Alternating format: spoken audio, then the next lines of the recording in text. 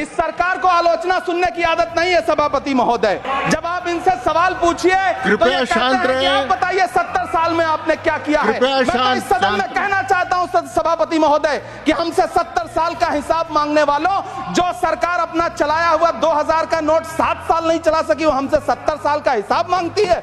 इन्हीं लोगों के लिए किसी ने एक शेर कहा है कि जो सच और झूठ में दूरी है वो दूरी समझते हैं, सियासी हाकिमों की हम भी मजबूरी समझते हैं।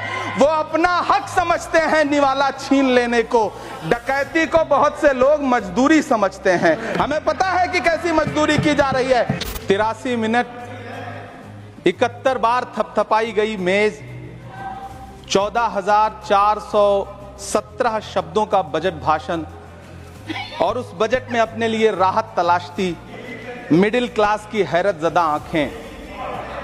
सभापति महोदय, मेरे हाथों में जो दस्तावेज है, दरअसल ये देश के किसानों, गरीबों, मजदूरों की उम्मीदों का स्मारक है।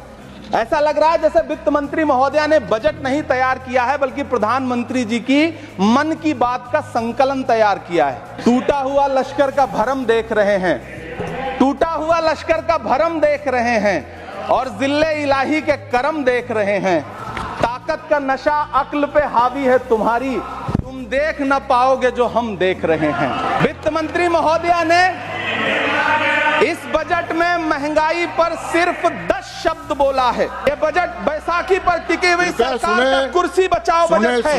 इस बजट में राज्यों के साथ, किसानों के साथ, नौजवानों के साथ, महिलाओं के साथ, देश के मिडिल क्लास के साथ अन्याय किया गया है और इस अन्याय का खामियाजा आपको महाराष्ट्र, हरियाणा और झारखंड के चुनाव में भुगतना पड़ेगा। इस सरकार ने नोटबंदी लगाकर देश की आम जनता की पूंजी छीन ली, टैक्स लगा करके छोटे व्यापारियों के कारोबार छीन लिए, पेपर लीक करवा करके युवाओं की आंखों से नौकरी के सपने छीन लिए, अग्निवीर लाकर देश के जवानों की उम्मीदें छीन ली, बुलडोजर लगाकर लोगों के आशियाने छीन लिए, महंगाई लाकर देश की जनता की थाली से निवाले छीन लिए और नारा लगाया कि हम तो सेवक हैं, 18-18 घंटे काम करते हैं। सभापति महोदय, मैं यहां खड़ा होकर के अंत में आपसे कहना चाहता हूं कि इस बजट में तमाम राज्यों के साथ अन्याय किया गया है। इस बजट में युवाओं के साथ अन्याय किया गया है, महिलाओं के साथ अन्याय किया गया है और खास तौर से